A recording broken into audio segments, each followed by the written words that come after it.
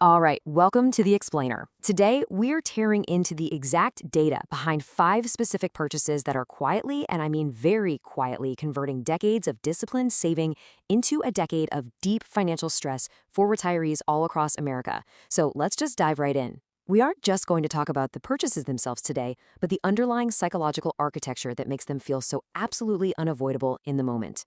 Let's kick things off with what we call the retirement permission slip. You know the feeling, right? After 40 years of showing up, making sacrifices, and constantly choosing your future over your present, you finally feel like you've earned the right to just spend.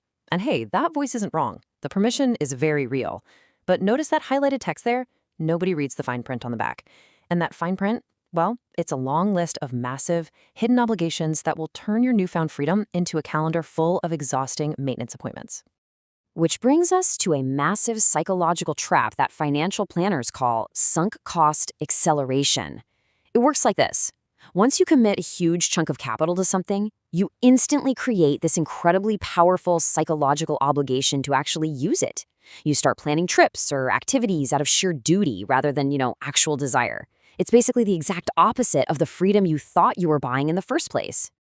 Okay, moving on to our first category, RVs and timeshares, the depreciating dreams. This is where the gap between the beautiful, romantic dream of the open road and the cold, hard mathematical reality is the absolute widest.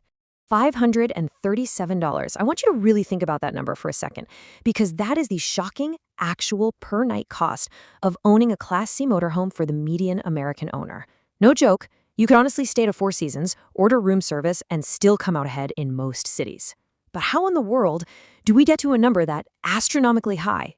Well, let's look at the math behind the motorhome. When you tally up the loan interest, the insurance, storage fees, maintenance, and the frankly staggering depreciation, your total annual carrying cost easily clears $11,000. And according to the RV Industry Association's own survey data, the median usage for these owners is just 21 nights a year. You divide a massive $11,000 bill by just 21 nights, and boom, there is your hidden $537 per night reality check. Let's make this real. Take a typical retiree. We'll call him Frank. Now, Frank bought a 38-foot RV for $112,000, finally fulfilling a decades-long dream. Good for Frank, right? But by year 3, bad back pain made long driving incredibly difficult. By year 5, he had to sell it for just $61,000. When you factor in all those loans, the storage, and the maintenance cost over those 5 years, Frank took a total net loss of over $90,000, and he only got 42 days of actual use out of the thing. And unfortunately, Frank also got caught in the timeshare trap.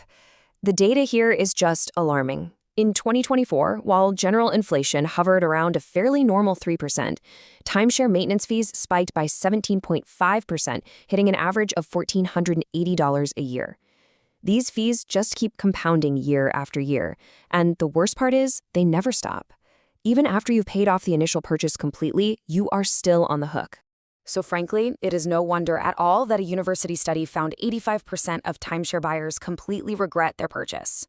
I mean, they get trapped by this manufactured urgency in a 4-hour sales room just to get a free buffet breakfast, watching prices miraculously drop just for them. And when they finally want out, the incredibly shady secondary exit market will charge up to $50,000 just to attempt to break the contract, and they offer absolutely zero guarantee of success. It's a total nightmare. All right, moving right along to our second trap, the vacation home illusion, buying for the wrong life stage.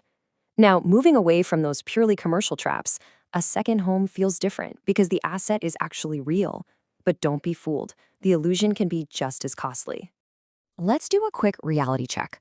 A second home carries massive ongoing carrying costs of 1 to 2% of the property's overall value every single year. So on a $400,000 lake house, you are paying $4,000 to $8,000 annually, regardless of whether you visit that house twice a year or 20 times a year. And that doesn't even factor in the unseen burden, trying to coordinate plumbing repairs from a state away, paying property taxes, and dealing with that quiet, nagging guilt you feel every weekend you aren't up there using it. So it all comes down to asking yourself one absolutely crucial question. Are you buying for the energetic 63-year-old you or the 74-year-old you? Because the person who buys a lake house with all this enthusiasm for long weekend drives, that is rarely the exact same person who has to manage the upkeep a decade later. For so many retirees, what was bought to be a source of total relaxation inevitably morphs into their absolute biggest source of stress. Okay, let's pivot to trap number 3, the cost of love, financial rescue of adult children. We're diving into a bit of a taboo topic here. This is a purchase made entirely out of love, but the data clearly shows it generates the most profound regret in all of personal finance. I have to be honest, this data is absolutely staggering. Half, literally half, of all American parents with adult children are actively providing them with regular financial support. Working parents are handing over an average of $1,476 a month to their adult kids, while scraping together a devastatingly low $69 a month for their own retirement savings. They are quite literally depleting their own futures to rescue their children today. But here's the ultimate irony, right? If you drain your savings and run out of money at, say, 78, your kids are going to bear the massive financial and logistical burden of taking care of you anyway. Frank, our RV owner from earlier, he finally used this exact script with his daughter. He offered a very specific amount he could actually sustain, but then he drew a hard boundary. He told her he had to protect the financial security that would allow him to remain independent, rather than becoming a burden to her later. It was an incredibly hard conversation, for sure, but it actually gifted her self-reliance, and she quickly picked up a second job because she finally understood the real, hidden cost of his help. Trap number 4, renovation ROI reality, the aesthetic trap.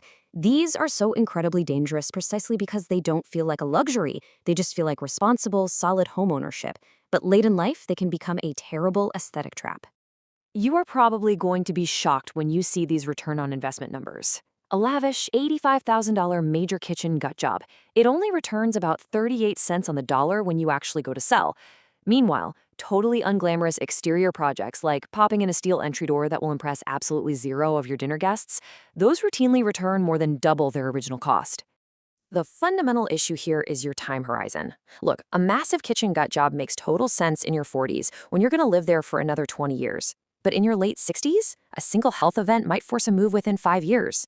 And even the industry pros get this wrong. Take James, a retired contractor. He lost $52,000 on his own kitchen renovation just 18 months before his health forced him to downsize. He simply didn't run the math on his realistic health horizon, and it cost him dearly. Okay, finally, Section 5, the Freedom Frameworks, protecting your wealth. Now that we've completely dismantled all these commercial illusions, it is time to build up your defense system. We're going to use 3 specific frameworks to safeguard your wealth moving forward. First up is the 3-number test. Before you even think about making a big purchase over $10,000, you have to calculate these 3 numbers. Step 1, find the true annual ownership costs. We're talking taxes, maintenance, and depreciation. Step 2, estimate your honest, actual annual usage. Don't kid yourself here. And step 3, calculate the opportunity cost. If you invested that same $25,000 conservatively instead of spending it, it could grow to $55,000 over 13 years. That is a massive hidden cost and foregone gross that you cannot ignore.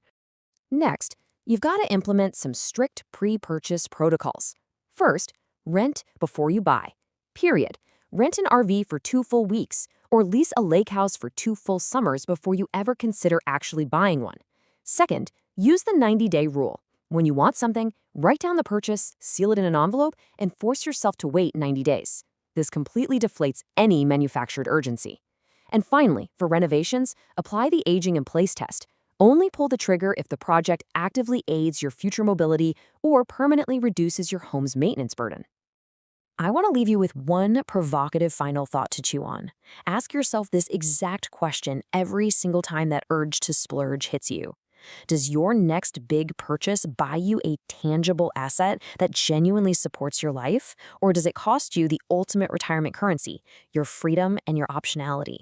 Remember, the correlation between owning less stuff and worrying less is not a coincidence. It is completely structural. If you protect your flexibility, you absolutely protect your peace of mind. Catch you next time.